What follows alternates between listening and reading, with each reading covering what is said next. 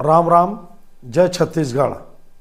आप सबके मोर YouTube channel सच्चे साक्षात्कार में अभिनंदन हवय और स्वागत हवय।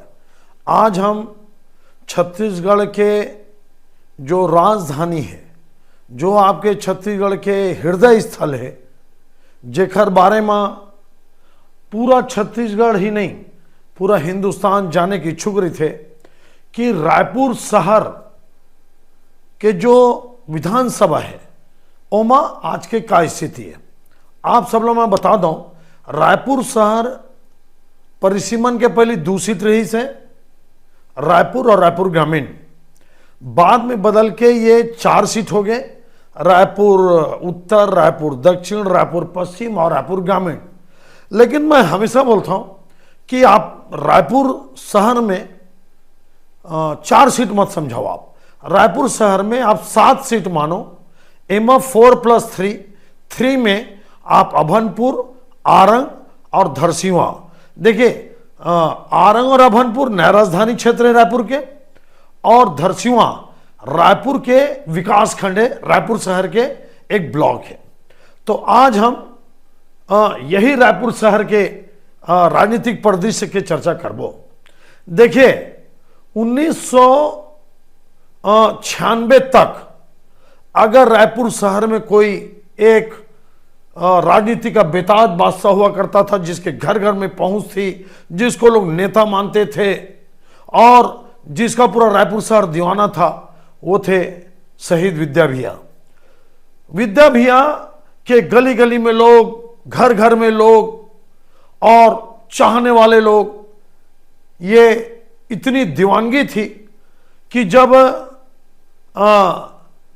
प्रथम छत्तीसगढ़ राज्य बनेगा, प्रथम मुख्यमंत्री का फैसला हुआ और अप्रत्याशित रूप से बिना विधायकों के समर्थन पाए अजीत जोगी जी को जब मुख्यमंत्री बनाया गया, और उस समय मध्य प्रदेश कांग्रेस कमेटी के अध्यक्ष थे राधा किशन मालवीय जी और मुख्यमंत्री थे दिव्या सिंह जी। तो जब राधा किशन मालवीय जी घोषणा के बाद रायपुर शहर में निकले तो ऐसा लगा कि पूरी मुर्दानी छा गई है। पूरा रायपुर शहर शून्य बटे सन्नाटा, इतना ज्यादा दुखी था रायपुर शहर। लेकिन 96 के बाद परिस्थितियां बदली।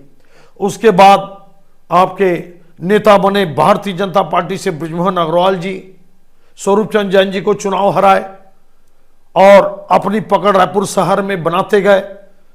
और ग्रामीण क्षेत्र के नेता बने दमदार विद्या भैया के ही शागिर्द थे तरुण चटर्जी जी। ये 2 नेता, तरुण चटर्जी बाद में भाजपा में जब गए, तो ये 2 नेता पूरे लोकल स्तर पर जो सेकंड श्रेणी की जो राजनीति थी उसको अपने हाथ में हथिया लिए। इस तरह की रायपुर शहर की परिदृश्य थी। बाद में बृजमोहन अग्रवाल जी चुनाव जीतते गए, तरुण चटर्जी भी चुनाव जीतते गए, और जब छत्तीसगढ़ राज्य बना तो आप तरुण चटर्जी जी चुनाव हारे, राजेश मूलत जी वहां पे रायपुर ग्रामीण से अचानक उनको टिकट मिली। ना कार्यकर्ता उनको चाहता था, ना जनता में वो कोई लोकप्रिय थे, लेकिन वो भारतीय जनता पार्टी की उनकी पृष्ठभूमि थी। रतलाम के रहने वाले थे, मध्य प्रदेश के।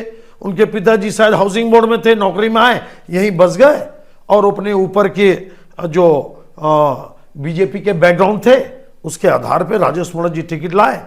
और तरुण चटर्जी उस समय महापौर भी थे और रायपुर ग्रामीण के विधायक भी थे।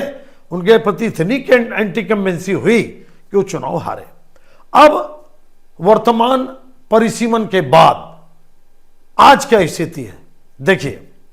आज हम मुख्य रूप से 3 सीट के भी चर्चा करते हैं इस पहले विश्लेषण पे, फिर बाकी की आपका 3 सीट में रायपुर दक्षिण, रायपुर पश्चिम, रायपुर उत्तर, और इसके ठीक बाद हम अगले विश्लेषण में जो इसके ठीक बाद आएगा आपका रायपुर ग्रामीण, अभनपुर और आरंग की अपन चर्चा करेंगे।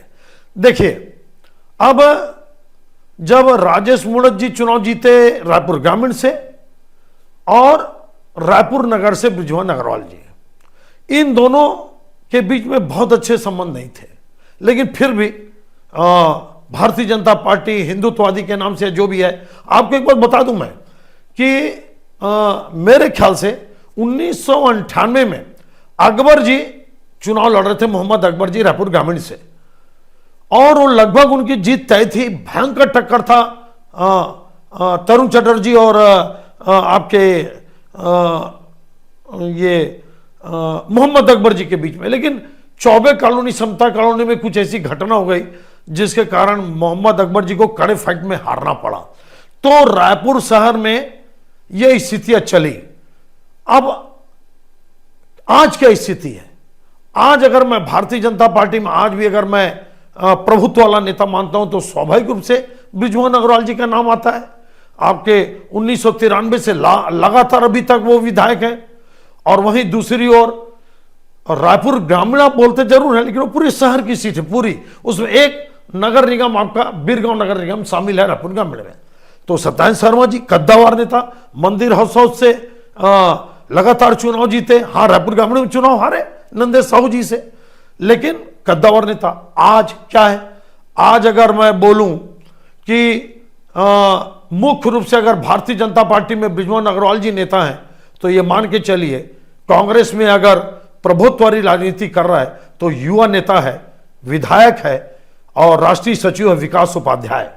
विकास उपाध्याय रायपुर शहर में बहुत सारे मिथ्यों को तोड़ के आगे बढ़ रहा है और भारतीय जनता पार्टी के जो प्रभुत्व वाले इलाके में है उसमें वो संघर्ष कर रहा है। और उसने पिछला चुनाव राजेश मूणत जी को पश्चिम से हराया। अब आपको एक चीज और बता दूं मैं, जो इस शहर से भी रिलेटेड है और पूरे प्रदेश से भी रिलेटेड है।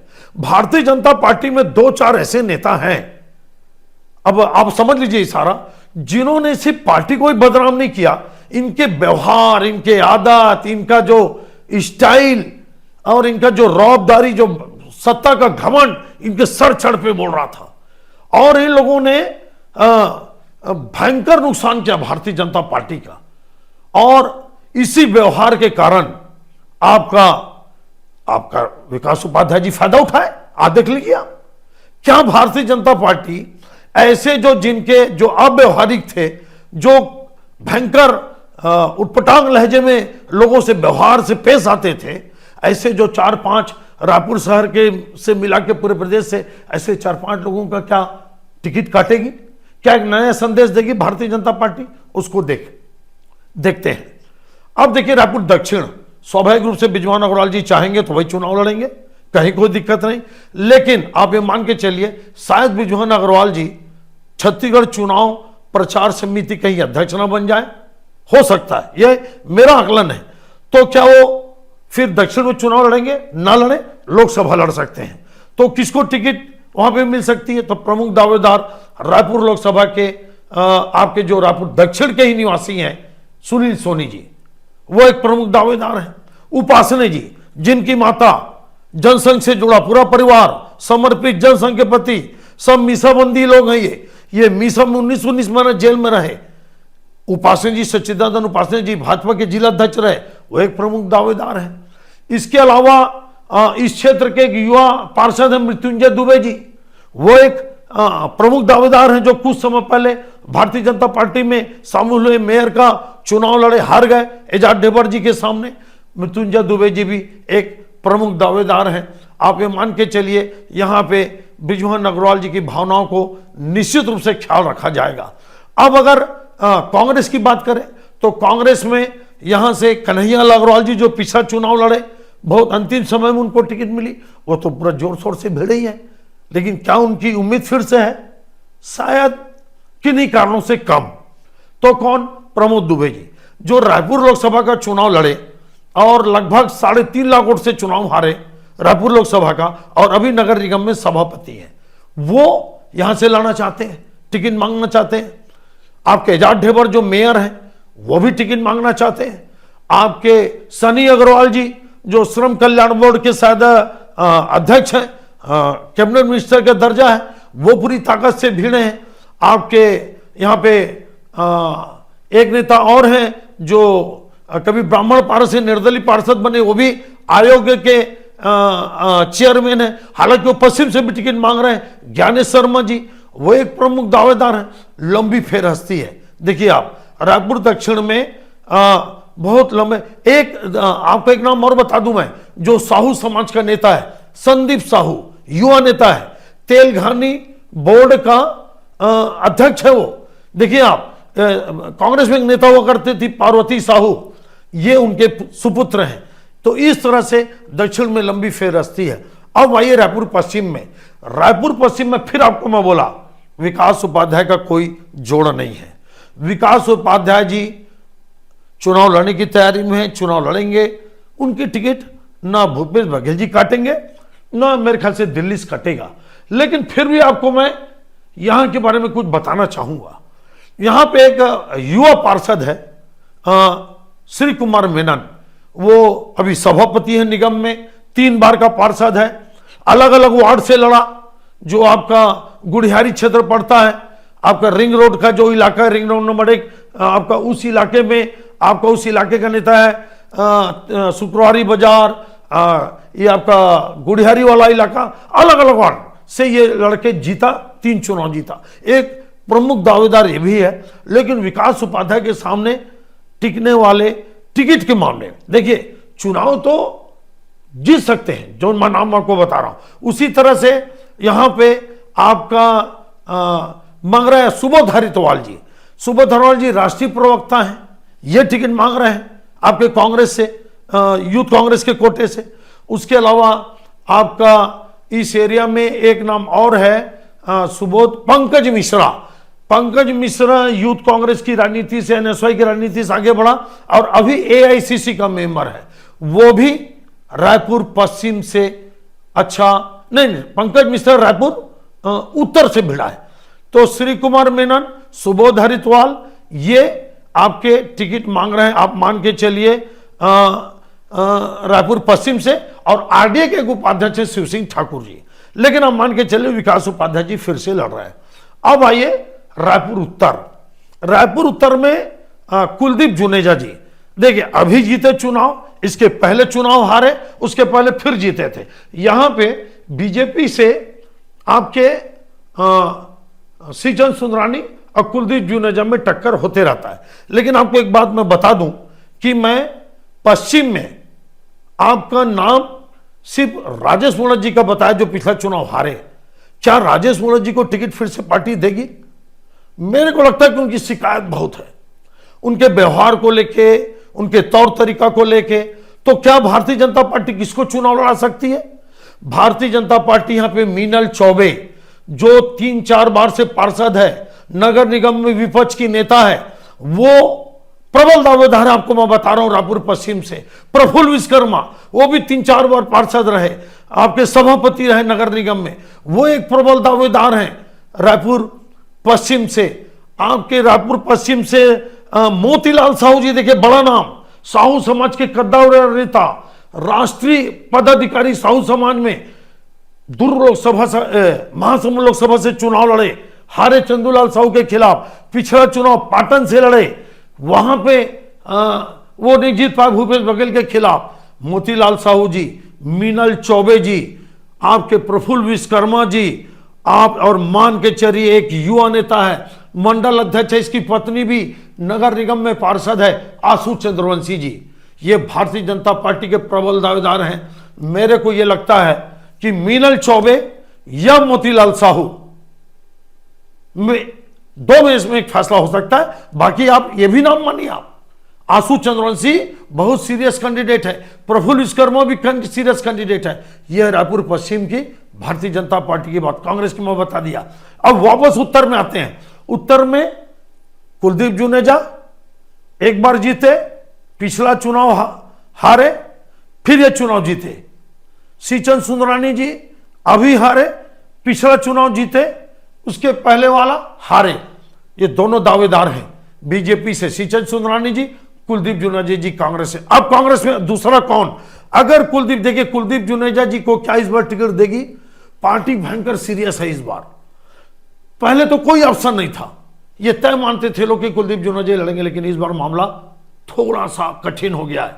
तो कौन?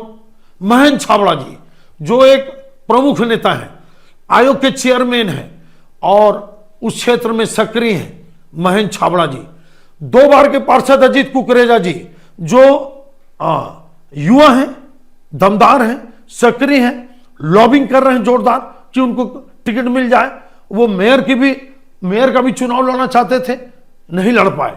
इसके अलावा आपका जसबीर ढिल्लन जी जो आपके पंडरीवाले इलाके से बड़े पार्षद का चुनाव लड़ते थे, वो भी टिकट मांग रहे हैं कांग्रेस से। और पंकज मिश्रा जी जो युवा लड़का है, अच्छा लड़का है, समझदार है, समर्पित है, एआईसीसी का मेंबर है। ध्यान रखिए, इतना कम उम्र का लड़का एआईसीसी का मेंबर है, पूरी ताकत से भिड़ा है।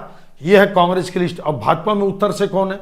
भाजपा में उत्तर से है आपका श्रीचंद सुंदरानी जी, प्रबल दावेदार, सिंधी समाज का बड़ा नाम, सक्रिय नेता, प्रभावशाली नेता, चेंबर ऑफ कॉमर्स के बड़े नेता, कई सालों तक चेंबर ऑफ कॉमर्स को लीड किए, व्यापारियों में पकड़, एक वो नाम है। दूसरा नाम बहुत बड़ा नेता, सरगुजा संभाग के प्रभारी, युवा मोर्चा के प्रदेश अध्यक्ष, धाकड़, दबंग, बोलने में माहिर, प्रभावशाली संजय श्रीवास्तव जी, वो भी एक टिकट मांग रहे हैं। प्रमोद साहू जी, देखिए आप, प्रमोद साहू जी लगातार पार्षद चुनाव जीत रहे हैं, कभी इस वार्ड से, कभी काली माता वार्ड, कभी ये वार्ड, कभी वो वार्ड, बड़ा सौम्य चेहरा, लोकप्रिय नेता और व्यवहार कुशल नेता प्रमोद साहू जी, वो भी एक टिकट मांग रहे हैं। एक अभी प्रवक्ता बने अमित चिमनानी जी, वो हिंदुवादी संगठन से भी काम कर चुके हैं, वो भी एक दमदारी से आपका इस क्षेत्र से टिकट मांग रहे हैं। अब देखिए बड़ी लंबी फेहरिस्त है, लेकिन आपको मैं बता रहा हूं चौंकाने वाला एक नाम, रायपुर उत्तर से। ये रायपुर उत्तर गुजराती समाज का भी बहुत बड़ा गढ़ है, आप ध्यान रखिएगा। गुजराती समाज फाफाडी वाला इलाका पूरा इसी में आता है। देवजी भाई पटेल, देवजी भाई पटेल क्या धरसींवा को छोड़कर रायपुर उत्तर आना चाहते हैं? हां, मेरे को अंदरूनी सूत्रों से पता चला है कि देवजी भाई पटेल धरसींवा शायद नहीं लड़ना चाहते, वो लड़ना चाहते। क्यों, मैं बताऊंगा जब धरसींवा का करूंगा विश्लेषण तो आपको मैं बताऊंगा। देवजी भाई पटेल रहते हैं रायपुर उत्तर में, आप मान के चलिए, उनका निवास है रायपुर उत्तर। वो जब मंडी अध्यक्ष थे रायपुर के तो भी वहीं रहते थे। पूरा प्रभाव वाला इलाका, प्रभुत्व वाला इलाका, गुजराती समाज को भी इग्नोर नहीं कर सकते रायपुर शहर में आप। देवजी भाई पटेल प्रमुख दावेदार रायपुर उत्तर से, अगर वो वाकई में टिकट मांग रहे हैं तो आप मान के चलिए कि कसमकस हो गया फिर तो। उसके अलावा वरिष्ठ पार्षद सूर्यकांत राठौर जी इसी इलाके से चुनाव जीत रहे, फाफाडी वाले इलाके से, वो टिकट मांग रहे हैं। और जयंती भाई पटेल, भाई जयंती जिलाध्यक्ष हैं, पार्षद थे ये भी। मतलब आपको मैं जितना नाम बताऊं कम है, लेकिन आपको एक बात बता देता हूं मैं कि बहुत बड़ा चुनाव रायपुर के 4 और +3 सीटों पे बहुत बड़ा फैक्टर है रायपुर नगर निगम और वहां के मेयर। आप समझिए इसी के इर्द गिर्द चुनाव होगा रायपुर शहर का।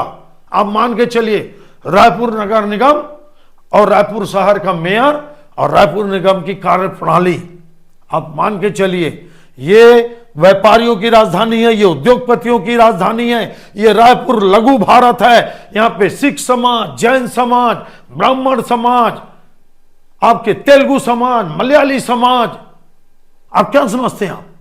ये क्षेत्र लघु भारत है रायपुर, और लघु भारत के नाते यहां पे पूरे देश की विचारधारा चलती है। आप ये मान के चलिए कि रायपुर नगर निगम और वहां मेयर का फैक्टर ही असली फैक्टर रहेगा और उसी के इर्द गिर्द ये फैसला होगा।